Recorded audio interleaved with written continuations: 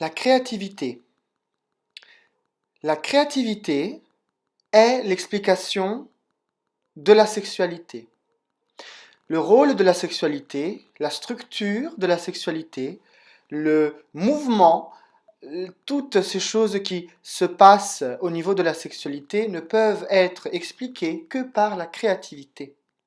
Pourquoi on peut aussi demander la forme de l'oreille est faite ainsi? Pourquoi les couleurs choisies pour les cheveux sont celles que nous avons? De toute façon, dans la réalité, nous avons le calcul scientifique, les mathématiques, qui sont le domaine de la logique. Mais pour expliquer par exemple la sexualité, bien sûr, il y a de la logique, mais pourquoi le choix d'une couleur plutôt qu'une autre? Ça aussi, ce n'est que de la créativité. Dans la nature, les choses sont ainsi. Les parures, les plumes, pourquoi les oiseaux ont certaines couleurs plutôt que d'autres, pourquoi certaines espèces sont différentes avec des couleurs donc différentes. Cela est donc la créativité qui explique, c'est l'art qui montre, donc dans la sexualité. Il faut donc aussi comprendre que si nous avons besoin de ressentir cette créativité afin d'équilibrer notre sexualité, cela est un discours très intelligent, très important et même prépondérant. La créativité vous donnera cet univers totalement évolutif où la nature s'amuse. La créativité est la spiritualité. C'est le divin qui est dans notre intuition, dans notre esprit qui est notre âme, qui nous montre ce qui est décidé pour cette créativité. L'ego, ensuite, obéira à sa créativité pour faire l'action afin de manifester cette créativité. C'est votre âme, votre intuition, qui est donc votre esprit, car dans l'esprit, nous avons l'âme et l'ego. L'âme vous envoiera l'intuition et votre ego obéira. Ainsi, vous serez réellement en harmonie avec votre âme. Et là est le terme de l'esprit. Lorsque l'ego et l'âme sont en harmonie, on appelle ça l'esprit. Aujourd'hui, la créativité est partout, cela est vrai, mais il faut quand même souligner qu'elle n'est pas aussi foisonnante qu'elle devrait être. La créativité est une chose incroyable car elle amène la nouveauté. Quelque chose qui n'est pas copié. Copier quelque chose qui existe déjà et qui fonctionne bien, cela n'est pas un problème, mais amener de la nouveauté, cela est réellement l'Atlantide, puisqu'on s'amuse à amener quelque chose de nouveau et de ressentir son rôle unique dans cette nouvelle créativité.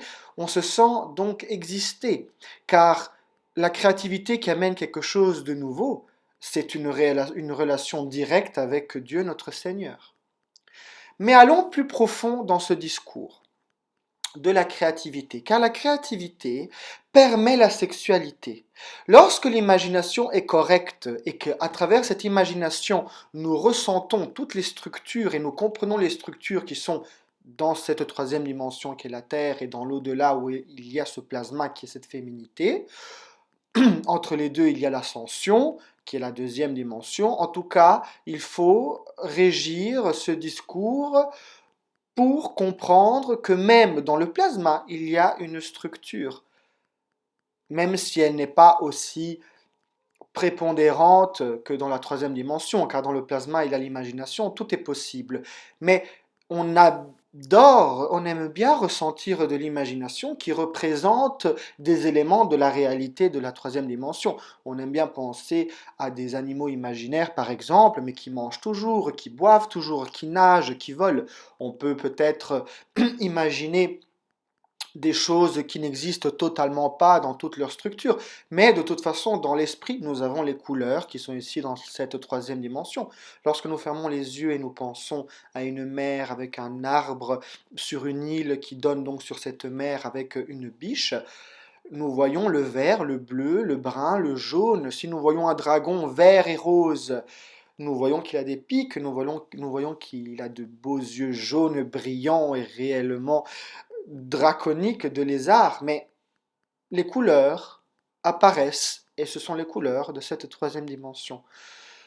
L'humilité advient lorsque on comprend que donc l'enfant qui aime vivre dans l'imagination et qui ressent moins le besoin de se concentrer sur la survie car les parents s'occupent de lui.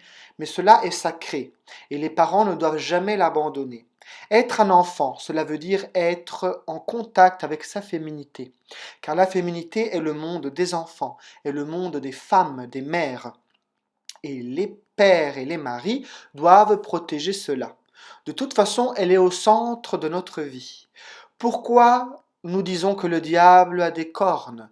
Pour avoir un côté vraiment bestial. Pourquoi l'ange a des ailes? Car les ailes nous viennent des Amérindiens. Il y a des milliers d'années, ce sont les premiers qui, avec leur amour pour l'aigle, ont pensé aux anges avec des ailes, car cela pourrait être beau de pouvoir voler. Quand une plume d'un aigle apparaissait devant vous, elle tombait devant vous, cela signifiait un message des dieux, du Dieu.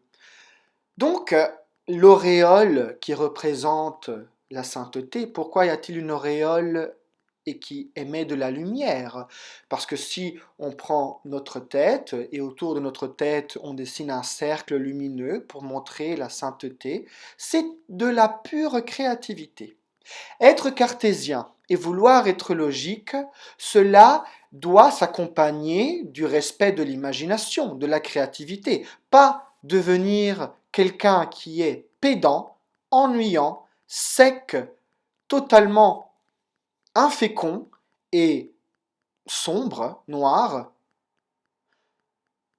pour dire que nous sommes cartésiens, que nous sommes réels. Cela n'est pas vrai. La réalité est expliquer les choses qui existent, pas les nier, afin de se protéger, car le mal existe toujours. De toute façon, lorsque nous sommes en Éden, dans le paradis, Dieu chaque jour nous donne une quête, une mission. À côté de la mission, vous avez toujours le diable qui vous dira: non, ce n'est pas bien de faire cela. Finalement, ce n'est pas réellement ce que Dieu t'a dit. Tu n'as pas bien compris. Écoute, il y a mieux. Le diable, le démon, tentera toujours de faire la mission de l'autre. Il voudra faire ce que l'autre recevra. Et le diable, il veut empêcher aussi simplement à une personne de faire sa mission. Il veut empêcher cette personne de faire sa mission. Mais une mission, la quête donnée par Dieu, est quelque chose d'universel toujours. Lorsqu'une personne elle a fait sa quête, que cette quête est faite, tout le monde en profitera. La créativité, tout le monde doit en profiter. Et la créativité, lorsqu'elle est véritable, elle est protégée. Il n'est pas possible de dire c'est moi qui ai fait cela, c'est moi qui ai créé cela si ce n'est pas le cas. L'art est protégé et vous le sentirez. N'ayez jamais crainte, soyez créatifs.